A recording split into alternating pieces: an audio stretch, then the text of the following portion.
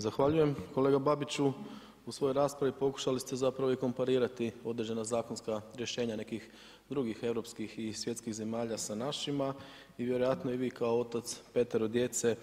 možete posvjedočiti da ovakva rješenja ako su pojedinačna, ako su samostalna, vjerojatno ne mogu polučiti one željene rezultate i biti sama po sebi kao takva rješenje problema.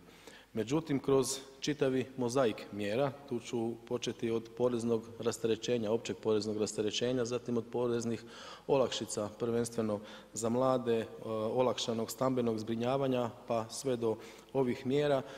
o kojima danas govorimo, zapravo mnogima će se obiteljima, osobito onima mladim obiteljima koji tek kreću u osnivanje obitelji, uistinu olakšati prvi koraci u osnivanju. Ponovit ću, demografija je vrlo kompleksna stvar i ne postoji čarobni štapić, čarobna mjera